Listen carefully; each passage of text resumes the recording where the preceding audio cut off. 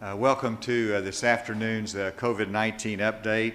I wanted to share a word from our healthcare professionals at Northwest Health, and I have a letter here to Governor Hutchinson. During this unprecedented health crisis, words cannot express how proud Northwest Health is of our staff's dedication and selflessness. We know we have an uphill battle to climb in caring for patients and helping stop the spread of coronavirus the days and weeks ahead. And they sent me one of their Northwest Medical Center masks, and the proceeds from the sale of these masks will go towards fall scholarship programs coordinated by the auxiliary. And so this is from the auxiliary, their volunteer coordinator, and I wanted to recognize them and the tremendous work that our volunteers are doing and our healthcare professionals. I'm pleased to be joined today by Dr. Nate Smith, Dr. Jose Romero, both of the Department of Health, and then also Stuart Walton, the chairman of our Economic Recovery Task Force, who I've asked him to be here today to go through some polling data that I think that you will find of interest. Going to our case report for today, yesterday we had 24,512 cases. We had a lot of cases in the last 24 hours, and that is 734 cases. That brings the total to 25,246. Hospitalizations, I was very pleased that we had a decrease of 11 in hospitalizations. That brings that down to 358. In terms of deaths, we had an increase of 4 that brings it to 305.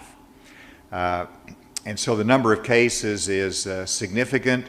If you break it down by counties, we had Washington County with 72, Pulaski County was top with 87, Benton County 60, and then we had some new counties. That Pope County had 46, Mississippi County 39, Yale County 32, Johnson County 26, and Saline County 21.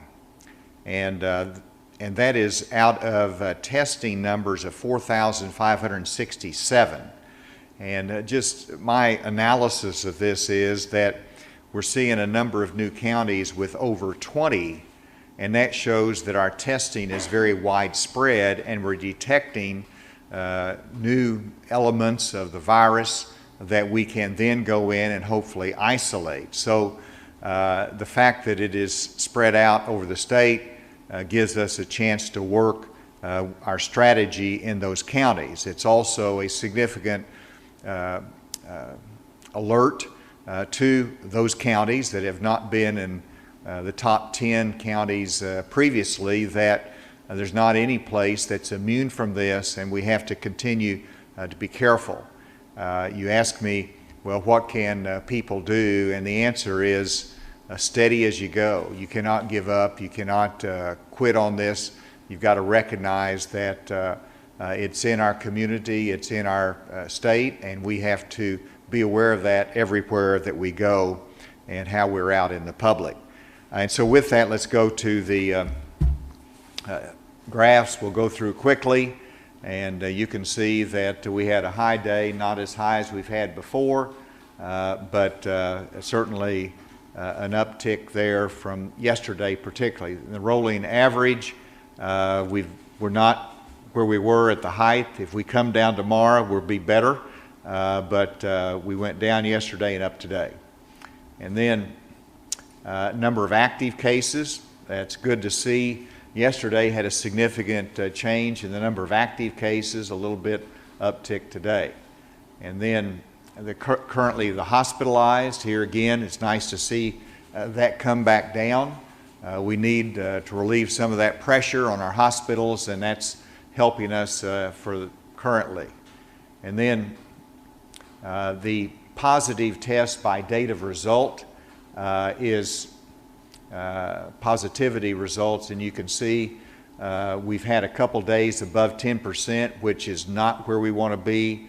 And the next one shows, I think, where we are in our rolling average on our positivity, which is flat, but we still would like to see that go down closer to the 5% positivity rate. So those are just a summary of where we are right now. I do want to mention the concern that we have on Washington County in terms of our testing. I've got a lot of reports that there are people are waiting in line in Washington County to get their tests done. And we have testing done at the Washington Regional Medical Center that is limited in their ability to do large quantities testing there. We also have our public health lab that is nearby there, and so everybody seems to be going to Washington Regional Medical Center, not sufficiently going to our public health lab, which has more capacity currently to do that. So we need to get the word out that there's a couple of different venues that you can go get your testing done in Washington County. And before Dr. Smith comes, I'll ask Dr. Romero if you could just come and elaborate on that.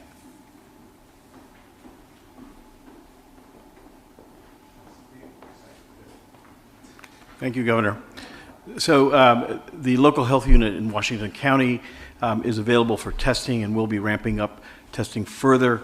We will offload a lot of the testing from Washington Regional with additional nurses and additional testing.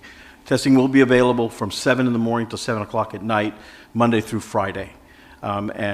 We expect to process a significant number of specimens at that site. Thank you. Thank you, Dr. Romero. And now Dr. Smith has got some more details to provide in it before I introduce Stuart Walt. Thank you, Governor. Just to give a few more details on those numbers, we did have an increase from yesterday. We were expecting that. Of these 734 new cases, 104 of them are correctional facilities, 630 are community cases. Of our total 25,246 total cases, 5,545 are active, and of those, 125 are in nursing homes, 350 are in correctional facilities, so we currently have 5,070 active cases in the community. As the Governor mentioned, we had a net decrease of 11 in our hospitalized, so we're at 358. We have also had a net decrease of 4 in our ventilated patients, so we're at 79 now. We've had 4 additional deaths, so we're at 305. We have an additional 671 recovered patients from yesterday, so our total recovered is 19,396. We have done more testing in yesterday than we had the previous 2 days. We did 4,567, not back up to what we were doing last week, but we still have some of a depression in the results that we're getting because of decreased testing over the 4th of July weekend. In terms of this graph here with many colored lines, yesterday I showed you the top 10 counties by total new cases per day. This is a different way of depicting the similar data. These are our cases, cumulative cases per 10,000 population. So this shows you on a population basis where are our top counties and what is the shape of those curves, their trajectories.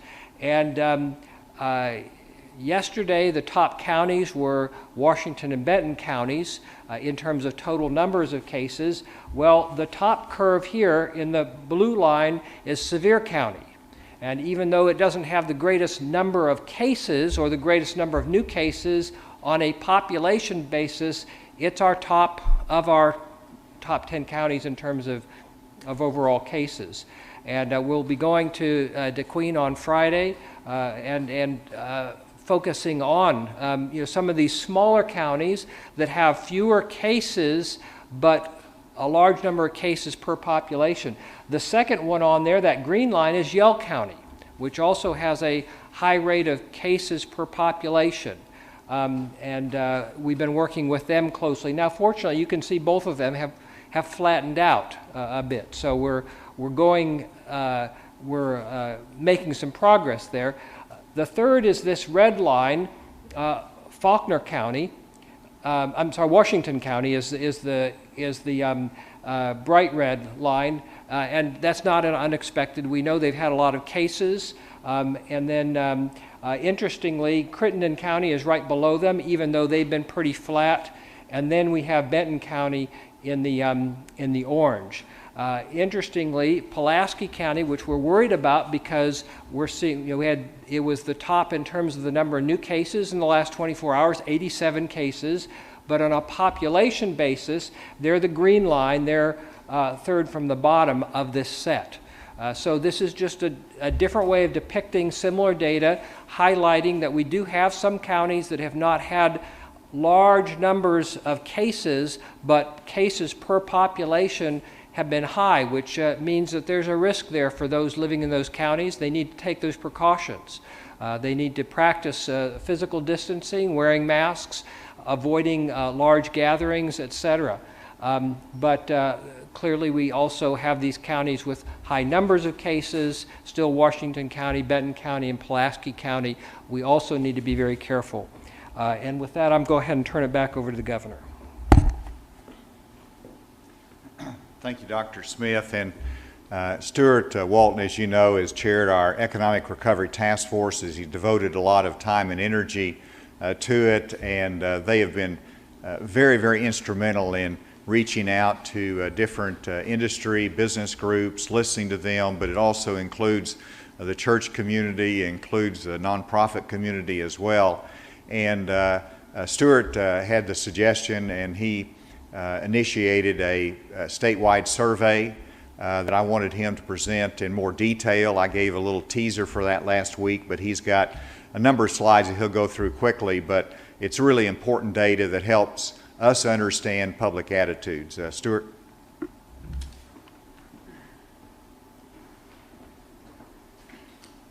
Good afternoon. Thank you, Governor. Thanks for having me today. I don't know anybody that likes to wear these things, myself included, but I have noticed that one silver lining is sort of pulls your ears forward, and so your hearing improves a little bit. And so in the hopes of finding some positive news and thinking along, positive mental attitude, I've been trying to think of various ways to frame it. Anyway, we had a task force meeting today, and it was in person for the most part. It was a good task force meeting. We were able to go through some of the slides that I'm about to go through with you. The task force continues to work. I must say the water is being carried by the three secretaries, Secretary Hurst, Secretary Ward, Secretary Preston. They're just doing an outstanding job leading their various committees of the task force. And we continue to work closely with the Department of Health as well as with various statewide leaders, both on and off the task force. So let me run through these slides. This gives you a bit of a kind of the detail in terms of when. It's not stale yet. These come from just a little over a week ago. 18 and up, and 48% landline, 52% cell phone. And you have to remember this is broadly focused to capture the adult population of Arkansas as it is understood from the 2019 census. So we broke down age, race, geographic location, all based on the 2019 census, and that's how the survey was conducted. I'm just going to go through kind of the highlights from each of these.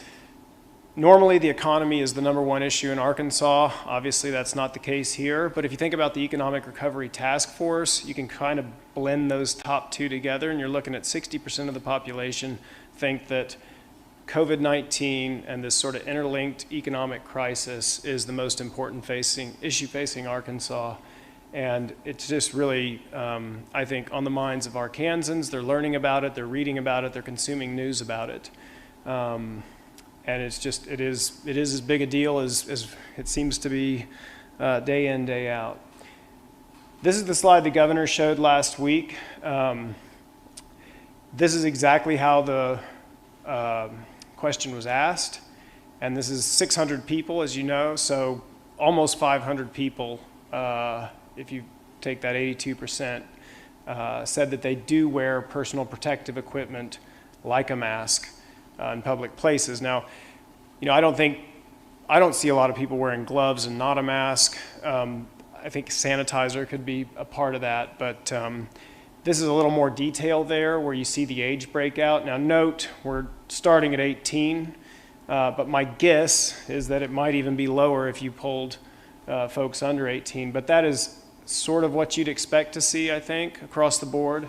It is what it is sort of the data. And I think if you have young folks in your household or working with young folks, the more you can encourage them to wear masks or personal protective equipment, to protect others, not necessarily themselves. They're not so worried about getting it just because of the way the numbers break down, but I think that's a really important thing to do. This is pretty interesting. It talks about, do we think a regional or a statewide approach is more appropriate? Quite a bit of support for both, but actually more than half of the folks say a regional approach is a better way forward. I think, with the proclamation last week around cities being able to enact their own ordinances, this is consistent with that. And I think if you just look at the variety of counties, case numbers, the per capita numbers, and some that don't have very, very few, you can see how this would make sense to a lot of folks. These colors are a little tricky to see, but this is if you work outside your home. So this was not answered, say if you were retired, or if you worked at home, or if you were didn't work, but here you can see 58% of the population say, yes, our workplace is following proper protocols. And I think that's a pretty good sign. 30 said, don't know, not applicable. And those are the folks that would be retired or where it just wasn't applicable to them. And then 9, so a relatively small number, said no. Really interesting stat here because I think this shows Arkansas is paying attention. But large events, are you going to be comfortable going to one this fall? Or I guess more specifically, do you favor or oppose large events resuming this fall? 54% oppose and 37% strongly oppose. And I think that just comes from people understanding that those are the risky areas. That's where you're going to have the highest risk of one person infecting a lot of folks. So really interesting data here, concerning for sure. There's also this concern that the surge in the fall that's going to come, of course we don't know that. We're kind of experiencing a little bit of one right now, I'd say. But again, there's just some concern out there, and it's an informed concern. This one's also, I think, you can read it sort of two different ways. How likely are you to send your kids back to school in the fall? Well over half say yes, likely, half very likely. And so I think that's positive. The flip side of that coin, though, is that if you ask this in a non-COVID environment, your likely would be 100%. I mean, or 99 point whatever, right? So the fact that it's this bifurcated, to me, is again, shows a lot of concern out there.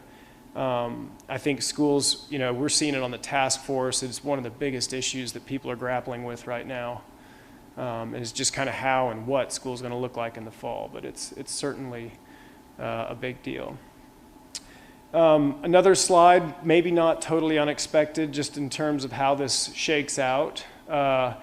But how comfortable are you doing in-person activities, kind of your everyday activities most Arkansans do?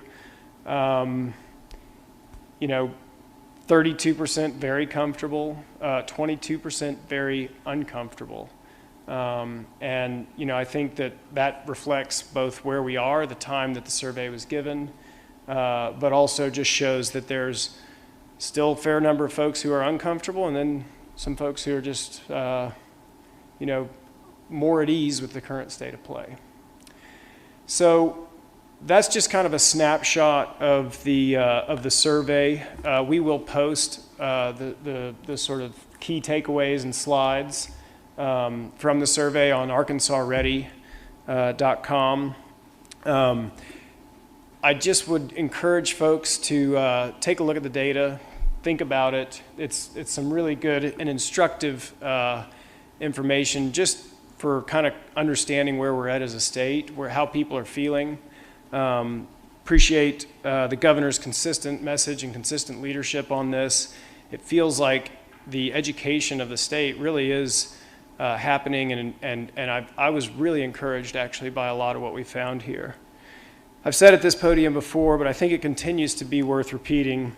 The best way to help this economy, our state's economy recover is to continue to reduce the spread of the virus.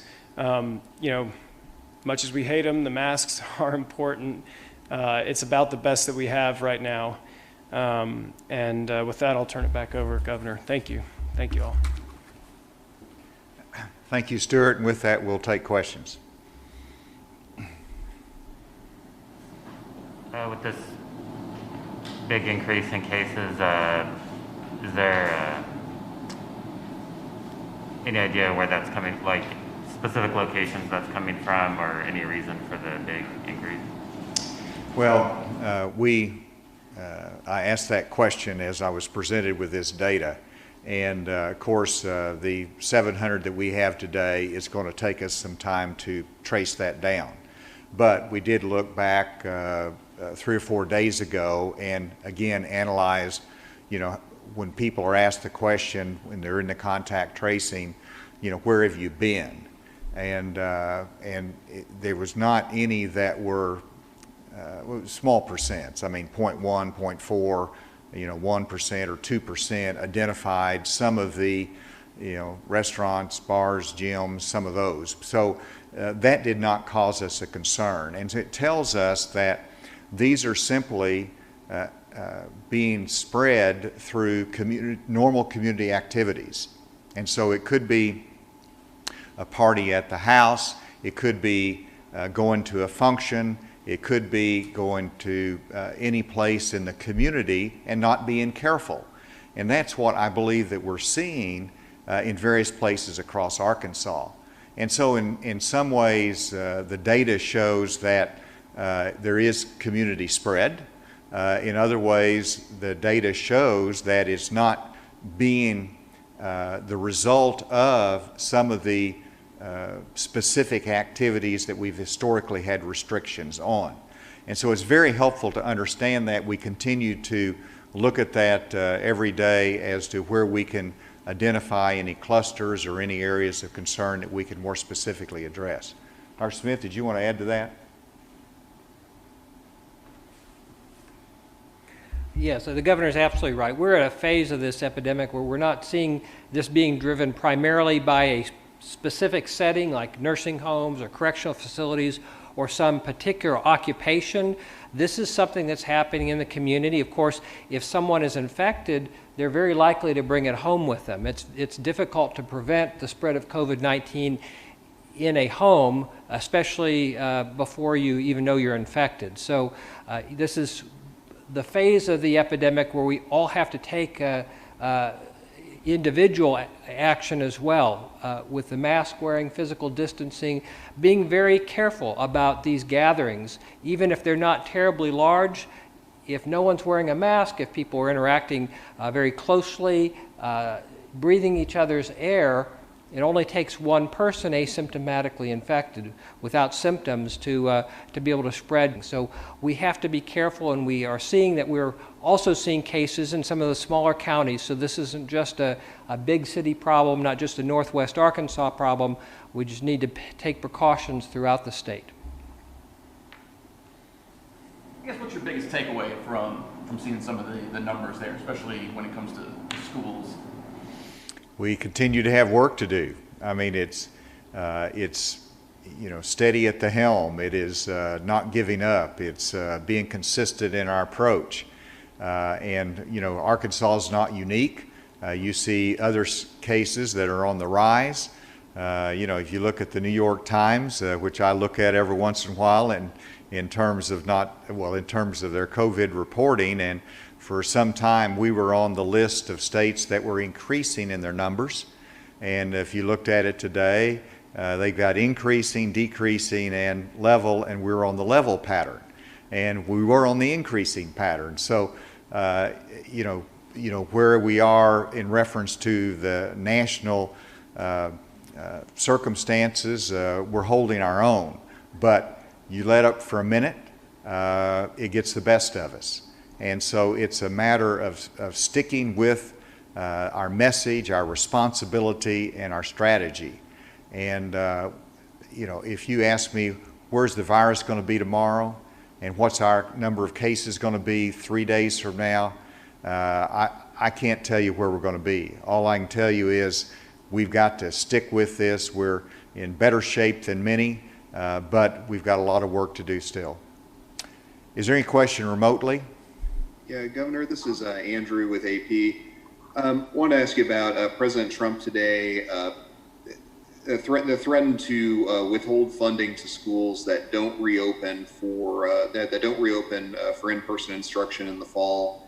And apparently, the CDC is going to be issuing new guidance on school openings. I just met with a group of teachers, and it was exciting to hear their interest and really enthusiasm for in-classroom instruction type school next year. And so, what the President has said and what the White House has said is really consistent with what I've been saying a month ago, and if not longer, is that we're going to start school this year with in-classroom instruction with a blended environment, an option to go virtual as needed, and that's where we're going. It's the responsibility for education has been devolved upon the states, so that's where we are historically. We're going to make good judgments for Arkansas based upon where we are in this state in terms of our cases, in terms of the community spread, in terms of what's required for public health in each of the schools. We're going to make those judgments, and that's the direction we're going. Governor? And by the way, tomorrow we will be focusing on education in our daily update. I'll have either Secretary Key here or another member of his team because we did want to be able to give an update on exactly some of our plans and where we're going. Did you have a follow-up, Andrew? Governor, this is Mike McNeil at MagnoliaReporter.com. UAMS study released yesterday predicts 150,000 active cases daily in Arkansas by October 30th if nothing changes. Asking people to wear masks seems like a pretty lukewarm response given the magnitude of the threat that UAMS sees. What is the next level of response from the state to curb this crisis? Well, as you can see from the most recent modeling, the modeling changes weekly based upon what the data shows, and as you can see, the last modeling report had the peak time around September 30th. Now it's been extended further, which means it's been flattened. They pointed out for the first time that even if it got to the level of their predictions, that we have the hospital capacity to cover that. And so their data is going to change weekly based upon how we perform. They're absolutely right that behavior makes a difference, and the fact that their modeling flattened out shows that the behavior is improving and that it's making a difference in Arkansas. What more steps you can do? We look at it every day. One of the steps we took, which really partly looked at the data from the polling, was the interest in regional approaches to our state, and we're all different. And so one of the things was the model ordinance that cities can adopt or cannot adopt. Mike, Magnolia can adopt that ordinance, and that is an option that they can take to help if they choose to do so. And we continue to look at, we're willing to use additional tools if the data shows that there's a connection and we can make a difference in the spread of the virus. Yes, Alex. hearing some reports of a possible outbreak or COVID-19 activity at a summer camp called Camp Ozark. Did the Department of Health take any action to shut the camp down, and does this cause concern for other summer camps that are in session? Dr. Smith, you want to take that, or Dr. Romero? Yes, they shared, Camp Ozark shared the information that they had on out-of-state campers and a counselor. They took action. They initially sent campers home and some counselors home, and then as they had additional cases, they made the decision on their own to go ahead and close down for now. We support that decision, and we appreciate them partnering with us, and we'll continue to work with them in whatever way needed. We also will do the same for other summer camps that may, if they have issues of a similar nature, if they have campers or counselors who are diagnosed with COVID-19, and happy to work with them to help make those environments as safe as possible, but also help make those decisions when it's time to go ahead and shut down operations, at least for a time. Do we have an explanation for some of the other counties that we normally don't see here, you know, Mississippi, Johnson, Saline, on what is happening down there, or is this just kind of more of that community? Just an indication that the virus is in every county in this state, and it's a matter of how you're going to protect yourself from the virus that is in your area. All right, is there another question remotely? Hey, Governor, this is Andrew Epperson from KNWA News. I'd like to hear from you and Dr. Smith on this. I know a lot of Arkansas universities have already issued their reopening plans.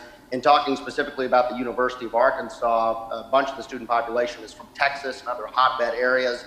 What is y'all's advice to students traveling to and from those areas? And then also, should universities like the University of Arkansas that have already issued their plan perhaps reevaluate in terms of how they handle students traveling to and from those areas? Our Department of Health has worked very closely with higher education, and thanks to the legislature and to the recommendations of our steering committee, we've actually put a lot of dollars in higher education ability to do testing, contact tracing within that higher ed environment. So I fully support the plan to have academics, to have school open next year at the higher education level, and we're going to fully support them.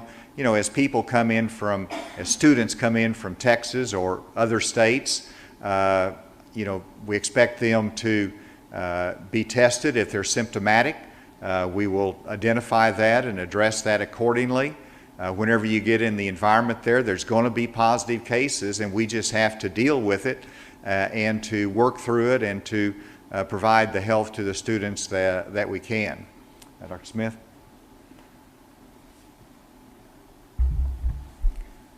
Yes, we will. We're going to continue to work carefully with higher education. We are meeting with them.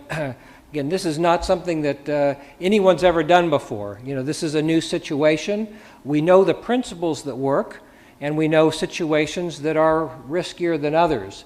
But we understand that each of the universities and colleges are a little bit different, and they will apply those principles with some level of variation. Some will, you know, maybe take a more cautious approach with heavier emphasis on online education, and some may be a little bit more aggressive in working towards in-person educational settings. But each of the colleges and universities have different student populations. They're in different communities.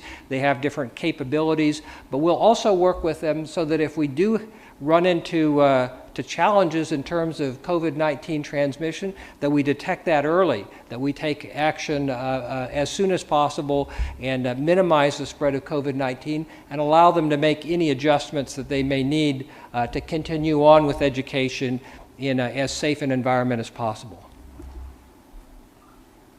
Yes.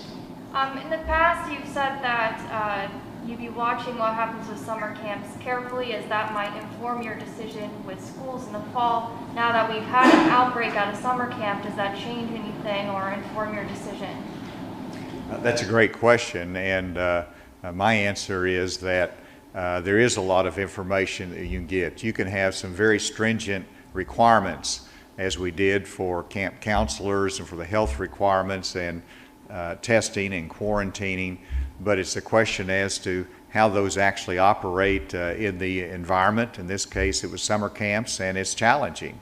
And despite all of the best precautions, you still had some positive cases there. And so it simply means that whenever we reconvene, we're going to have to adhere to those public health guidelines very strictly and not ignore, not that the summer camps did, but that we realize that when you have that congregation of people, it's going to be a challenging environment that you got to work with. And hopefully, our hope is that as we get to the fall, you're going to have a decreasing number of cases, and that makes a difference. Right now, you've got this virus in every county. You've got it concentrated in some counties, and if we can reduce that, then it minimizes the ability to have that spread in whether it's a university setting, a school setting, or whether it's a camp setting. I guess President Trump tweeted that he thinks the CDC guidelines on reopening schools are too strict. Do you agree with that? And are schools in Arkansas going to be following the CDC guidelines? Well, the CDC guidelines are guidelines, so we uniquely apply those to our environment here in Arkansas, and it's my understanding they're going to be coming out with new CDC guidelines, so we'll continue to watch, be informed by them, but ultimately we're going to make the decisions based upon the uniqueness of our circumstances here and what we see and our public health guidance from here. Is there one more question remotely, and we'll come back to Leslie then. I think I saw her. Yes, Governor, good afternoon. It's Neil Gladner in Hot Springs. I want to go back to the poll and ask you a question, because public health officials have been saying for some time that if mask compliance would be, depending on the doctor, 60 to 70%, that we'd have a really good handle on the virus. 82% of Arkansans, if I understood that poll correctly, said they were using protective equipment. How would you interpret that as someone who's looked at polls for a long time? Is that maybe awareness versus compliance, or how do you look at that number? Well, you've got to think about the person who answers that question.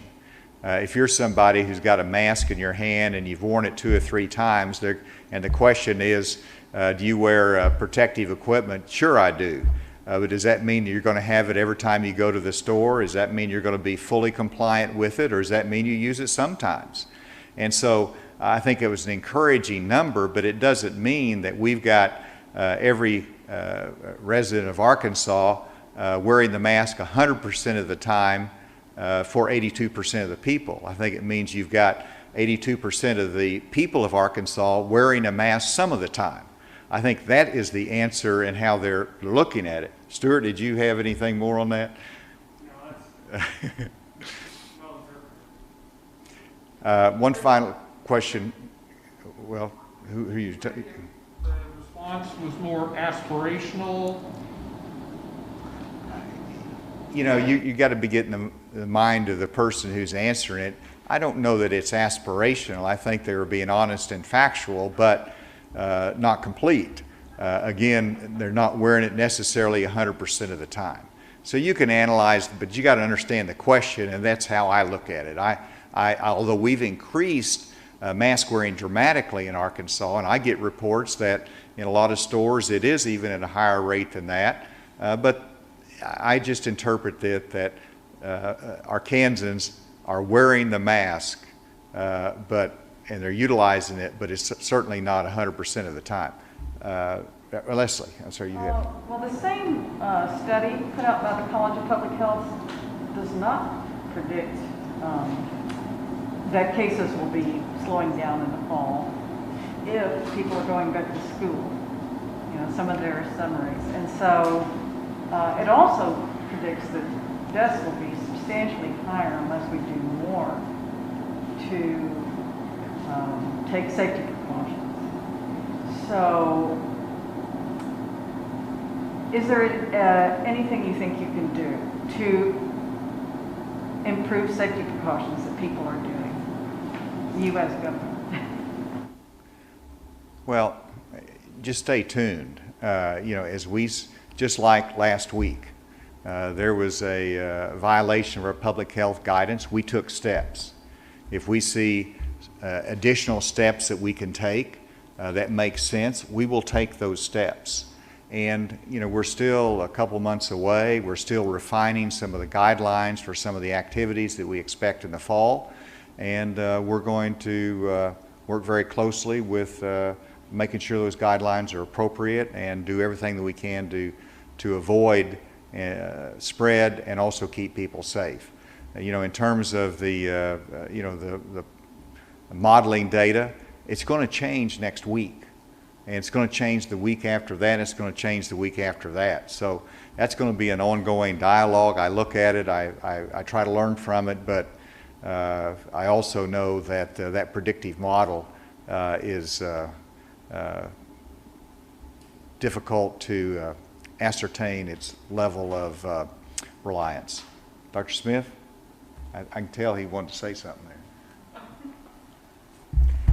I think the fundamental question here is, can we do anything about an upward trajectory? And I think the clear answer is yes, because we have. We had an increase of cases here in central Arkansas, and then it came down. Now it's going back up again. In northwest Arkansas, we had steady increases, and week after week, Washington and Benton counties were vying for the most number of new cases each day. And we have had at least a week of clearly downward trend in that part of the state.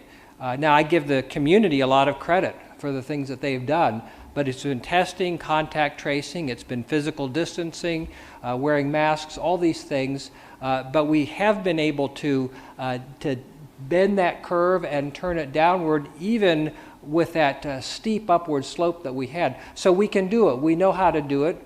And in northwest Arkansas, we were able to do it without rolling back any of the businesses and economic activities. Now in central Arkansas, we need to also do some similar work, and we can do it. We know how to do it. It's just really the will to do it. Last question right here.